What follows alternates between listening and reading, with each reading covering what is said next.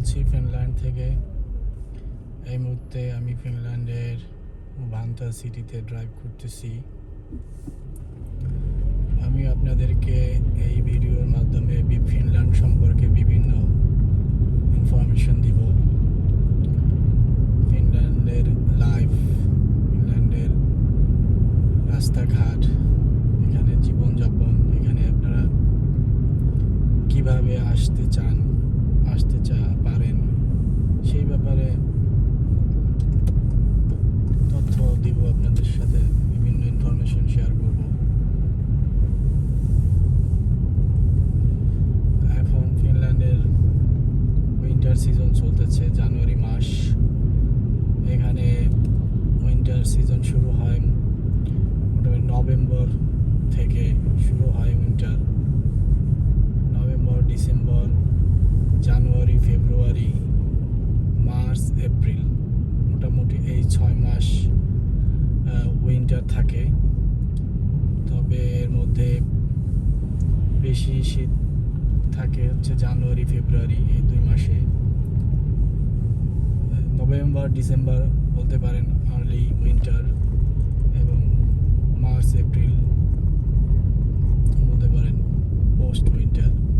জানুয়ারি, ফেব্রুয়ারি হচ্ছে main winter.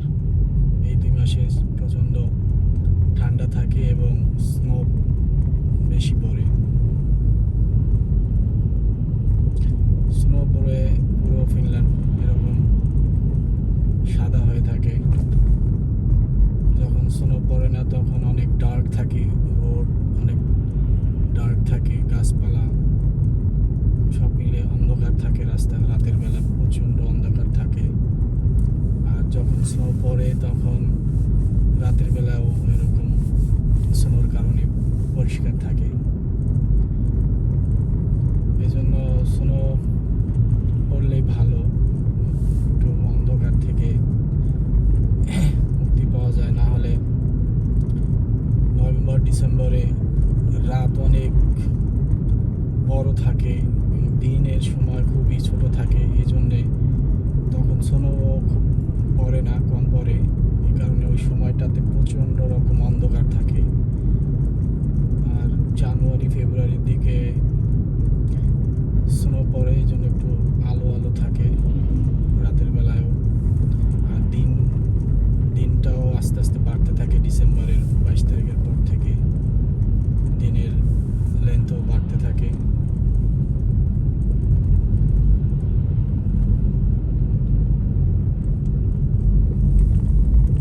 সামনে একটা রাউন্ড অ্যাবাউট। ফিনল্যান্ডের ড্রাইভিং নিয়ম হচ্ছে রোডের ডাইন সাইডের দিয়ে ড্রাইভ করতে হয়। আর রাউন্ড অ্যাবাউটের প্রায়োরিটি হচ্ছে যে বাম সাইড থেকে যে রাউন্ড অ্যাবাউটে ঢুকবে বা অলরেডি ঢুকে পড়েছে তার প্রায়োরিটি আগে দিতে হবে। তো যখন কেউ বাম সাইডে কেউ ঢুকবে না বা রাউন্ড অ্যাবাউটে কেউ নাই, সেই সময় আপনি রাউন্ড অ্যাবাউটে ঢুকতে পারবেন। এছাড়া যদি আপনি রাউন্ড অ্যাবাউটে ঢুকে যান তাহলে এটা প্রবলেম হবে।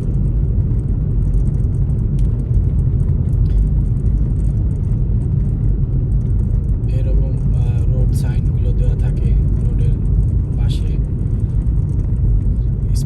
স্পিড লিমিট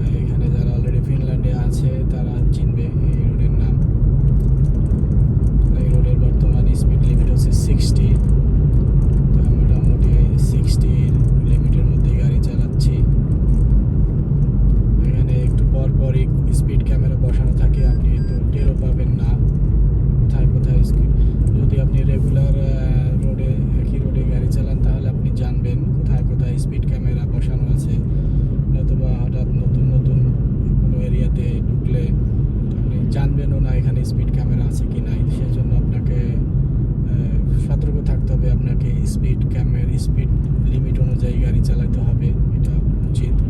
না হলে আপনি যদি না জানেন যে সামনে স্পিড ক্যামেরা আছে আর আপনি যদি ওভার স্পিডে ড্রাইভ করেন, তাহলে আপনি ক্যামেরা খেয়ে বসবেন। আর একটা ক্যামেরা খেয়ে বসলে অনেক টাকা জরিমানা, অনেক ইউরো জরিমানা দিতে হয়, এবং একটা ড্রাইভিংয়ে আপনার একটা ব্যাড ইম্প্যাক্ট পড়বে। বেশি ওভার স্পিডে চালালে আপনার ড্রাইভিং লাইসেন্সও নিয়ে যেতে পারে যদি এরকম বারবার ভায়োলেট করেন। এই যেমন একটা রাউন্ড অ্যাবাউট, এখানে এসে আমি থেমে গেছি। বাম সাইডে আমার অনেকগুলো গাড়ি আছে, তারা বাম পাশে থেকে ঢুকতেছে। যখনই ক্লিয়ার হবে, কেউ থাকবে না বাম পাশে ঢোকার মতো, তখনই আমি রাউন্ড অ্যাবাউটে ঢুকবো।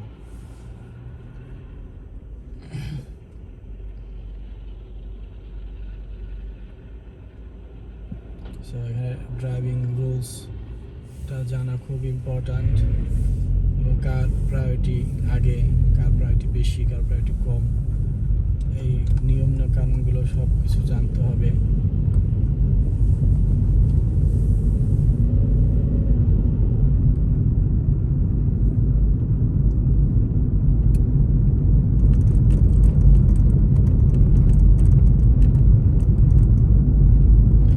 এইরকম রাস্তার যেখান দিয়ে গাড়ির চাকা চলে সেখানের বরফ গলে গেছে, আর রাস্তার পাশ দিয়ে বরফ জমা হয়ে আছে।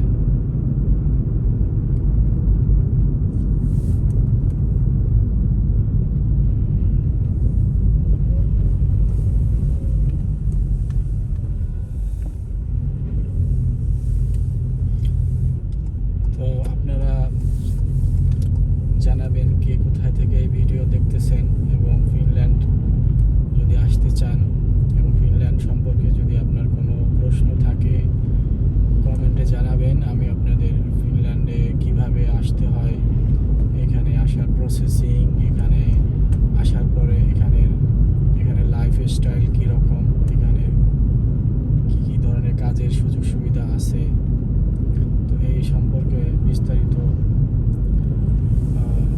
আপনাদের প্রশ্নের মাধ্যমে প্রশ্নের উত্তর দেব, কমেন্টে রিপ্লাই দিব, এবং ভিডিওতে আপনাদেরকে ইনফরমেশন দিতে থাকবো প্রতিটা ভিডিওতে ফিনল্যান্ডের নিয়মকানুন সম্পর্কে, জীবনযাপন সম্পর্কে। আপনারা ভিডিওর সাথে থাকবেন। ভিডিওতে আমি প্রতিনিয়তই কিছু ইনফরমেশন আমি দিতে থাকবো।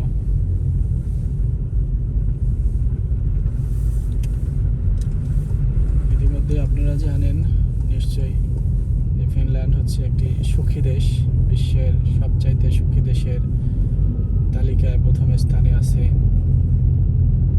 ফিনল্যান্ড। টানা 8 বছর ধরে সুখী দেশের তালিকায় প্রথম স্থানে আছে।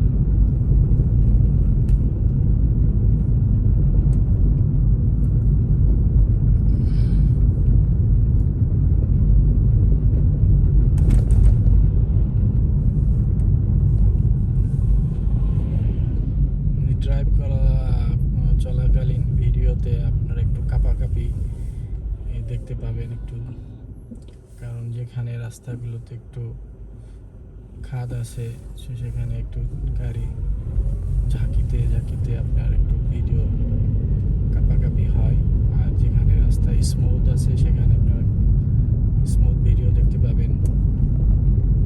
তো বলে দিলাম ভিডিও কেন কাঁপছে।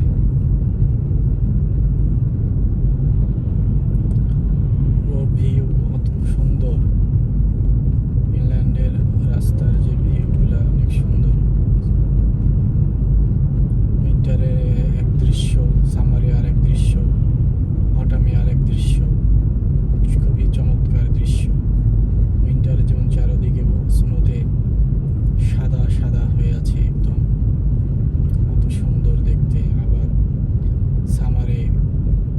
গাছগুলো একদম সবুজ পাতায় ভরে থাকে, একেবারে কত রকম নানান রঙিন রঙিন ফল, বিশেষ ফুল, ফল তো না, ফুল ফুটে থাকে।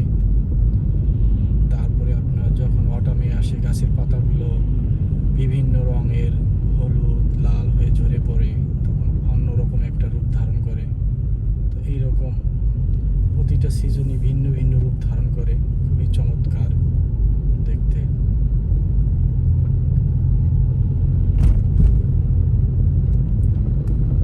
এবং ফিনল্যান্ডের উইন্টারে গাছের অবস্থা দেখতেই পাচ্ছেন, একদম কোনো গাছে পাতা নেই, একেবারে মরার মতো দাঁড়িয়ে আছে, মনে হয় গাছগুলো মরে গেছে। কিন্তু এগুলো আবার সামারে ঠিকই নতুন পাতা গজাবে, একদম সবুজে ভরে উঠবে। তো এখন কীরকম মলিন বিমর্ষ হয়ে আছে গাছগুলো একদম।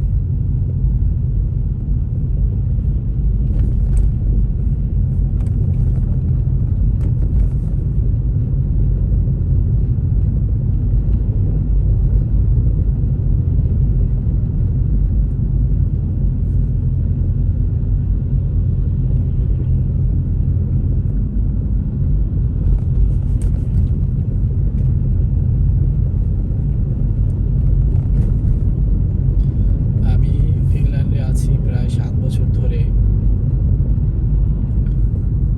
এখানে আমি পড়াশোনার জন্য আসছিলাম 2018 সালে ফিনল্যান্ডে স্টুডেন্ট ভিসা নিয়ে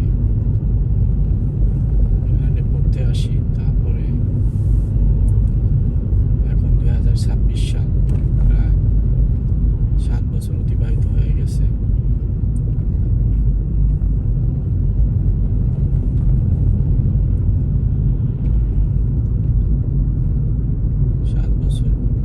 অনেকটা সময়, দীর্ঘ সময় অতিবাহিত হয়ে গেছে ফিনল্যান্ডের। তো এই 7 বছরের অভিজ্ঞতা, ফিনল্যান্ডের জীবনযাপনের অভিজ্ঞতা থেকে আপনাদের কিছু তথ্য দিতে চেষ্টা করব যারা নতুন আসবেন। এই যেমন একটি গাড়ি এখন এখান থেকে প্রস্থান করবে, তো সিগন্যাল দিচ্ছে। তো বাস, এরকম বাসে যে সিগন্যাল দিবে ওদের প্রায়োরিটি আগে, ওদেরকে আগে ছাড়তে হবে। যদি কোনো বাস তার বাস স্টপ থেকে প্রস্থান করার জন্য আপনাকে ইন্ডিকেটর দেয়, যে তখন আপনাকে ওকে আগে ছাড়ার জন্য আপনাকে ওয়েট করতে হবে। এটা হচ্ছে ওর প্রায়োরিটি আগে।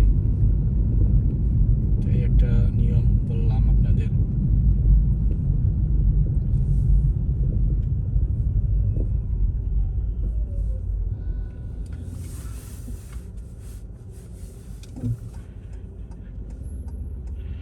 তো এরকম যখন যে নিয়মটা সামনে ড্রাইভ করতে করতে আসবে, আপনাদেরকে আমি বলবো যে কখন কোন নিয়মটা, কার প্রায়োরিটি, এইসব ইনফরমেশন আপনাদেরকে দিব।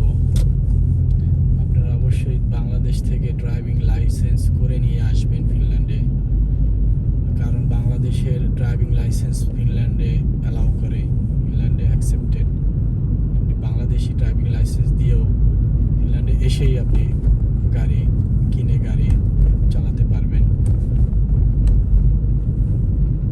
এরপরে আপনি বাংলাদেশি ড্রাইভিং লাইসেন্সটা কনভার্ট করে ওদেরকে ফিনিশ লাইসেন্সের জন্য অ্যাপ্লিকেশন করে আপনি ফিনিশ ড্রাইভিং লাইসেন্সটা নিতে পারবেন, যদি আপনার বাংলাদেশি ড্রাইভিং লাইসেন্স থাকে। এরা বাংলাদেশের ড্রাইভিং লাইসেন্সটা অ্যাকসেপ্ট করে। এশিয়ার অনেক দেশের ড্রাইভিং লাইসেন্স অ্যাকসেপ্ট করে না, কিন্তু এদিক থেকে বাংলাদেশি ড্রাইভিং লাইসেন্স তারা অ্যাকসেপ্ট করে। এটা খুবই ভালো একটা দিক। এখন পর্যন্ত অ্যাকসেপ্ট করে, ভবিষ্যতে কী হবে জানি না। তো এখন পর্যন্ত বাংলাদেশি ড্রাইভিং লাইসেন্স কেউ নিয়ে আসলে এরা সাথে সাথে বাংলাদেশি ড্রাইভিং লাইসেন্স দিয়েই আপনি ড্রাইভ করতে পারবেন। এবং কয়েক মাসের মধ্যেই, আসার 6 মাসের মধ্যেই আপনি চাইলে সেই ড্রাইভিং লাইসেন্স দিয়ে আপনি ফিনিশ ড্রাইভিং লাইসেন্স নিতে পারবেন কনভার্ট করে। তো এই জন্য বাংলাদেশ থেকে ড্রাইভিং লাইসেন্সটা নিয়ে আসা খুবই খুবই গুরুত্বপূর্ণ। তা না হলে আপনি এখানে এসে ড্রাইভিং লাইসেন্স নিতে অনেক কষ্ট হবে, কারণ এখানে ড্রাইভিং স্কুলে ড্রাইভিং টেস্ট দিয়ে ড্রাইভিং লাইসেন্স নেওয়াটা খুবই কঠিন একটা ব্যাপার। তাছাড়া অনেক খরচেরও ব্যাপার, আপনার অনেক ইউরো খরচ হবে, প্রায় 2000 থেকে 3000 ইউরো আপনার কস্টিং পড়ে যাবে আপনার ড্রাইভিং স্কুলে ট্রেনিং নেওয়া সহ ড্রাইভিং লাইসেন্স পাওয়া পর্যন্ত। সব প্রসেসিং করে আপনার ড্রাইভিং লাইসেন্স টেস্টে পাস করা, থিওরিতে প্র্যাকটিক্যালে তো অনেক ডিফিকাল্ট হয়ে যায়। এই জন্য বাংলাদেশে খুবই সহজে অল্প টাকার মধ্যে আপনি ড্রাইভিং শিখতেও পারবেন এবং ড্রাইভিং লাইসেন্সও বানাতে পারবেন। সুতরাং আপনার এইটা হচ্ছে বিরাট একটা উপকার হবে যদি আপনি ফিনল্যান্ডে আসতে চান বা ইউরোপের কোনো কান্ট্রিতে আসতে চান। আগে ভাগেই আপনি ড্রাইভিং লাইসেন্স করে নেবেন, আগে থেকেই আপনি ড্রাইভিং শিখে ড্রাইভিং লাইসেন্স করে নেবেন। যে কোনো সময় যদি ভবিষ্যতে আপনি ফিনল্যান্ডে বা ইউরোপের কোনো কান্ট্রিতে আসার এরকম পরিকল্পনা থাকে, তাহলে আপনারা চেষ্টা করবেন এখন থেকেই ড্রাইভিং লাইসেন্স নেওয়ার। তো আমি এখন আমার ড্রাইভ এখানে সম্পন্ন করব। আমি ম্যাকডোনাল্ডস তিকুরিলা থেকে ড্রাইভ করে এখানে আমি আর একটা ম্যাকডোনাল্ডসের কাছে চলে আসছি, ম্যাকডোনাল্ডস পর্তিপুস্ত। তো এই পর্যন্ত ড্রাইভ করে আপনাদেরকে হয়তো কিছু তথ্য দিতে পেরেছি আমার মনে হয়। তো আমি এখন এই ভিডিওটি এখানে সমাপ্ত করব। পরের ভিডিওতে আপনাদেরকে আবার ড্রাইভিংয়ের কোনো একটা ভিডিওতে আরও ড্রাইভিং সম্পর্কে অনেক তথ্য দিব। শুধু ড্রাইভিং সম্পর্কেই নয়, ফিনল্যান্ডের আসার ব্যাপারে, ফিনল্যান্ডের থাকার ব্যাপারে, ফিনল্যান্ডের খরচের ব্যাপারে সব ইনফরমেশনই দিব, যাতে আপনাদের উপকার হয়। আপনারা চাইলে আপনারা নিজেরাই এইসব তথ্য নিয়ে নিজেরাই ফিনল্যান্ডে আসার প্রসেসিং করতে পারবেন, কোনো রকম এজেন্সিতে যাওয়া ছাড়াই, তাদেরকে টাকা পয়সা দেওয়া ছাড়াই। অথেন্টিক নিউজ আপনাদেরকে দিব। তো মোটামুটি এই ছিল আজকের ভিডিওর বিষয়বস্তু। এবং এটা হচ্ছে ম্যাকডোনাল্ডস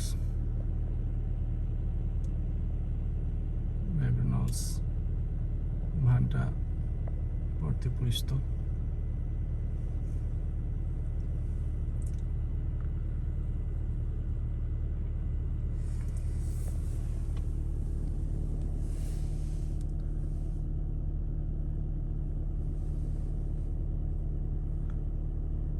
তো ধন্যবাদ এই ভিডিওর সাথে থাকার জন্যে, এবং আরও বেশি বেশি ইনফরমেশন পাওয়ার জন্য আপনারা এই ভিডিওতে চ্যানেলে একটি সাবস্ক্রাইব করে রাখবেন। এবং আপনাদের কোনো প্রশ্ন থাকলে সেগুলো কমেন্টে জানাবেন। আমি আপনাদেরকে প্রশ্নের উত্তর কমেন্টে রিপ্লাই দিয়ে জানাবো, প্লাস ভিডিওতে বিস্তারিত বলবো। আপনাদের কী ধরনের কোশ্চেন আছে সেই কোশ্চেনের উত্তর দিয়ে আমি ভিডিওতে দেওয়ার চেষ্টা করব। তো ভালো থাকবেন সবাই, সুস্থ থাকবেন। আল্লাহ হাফেজ।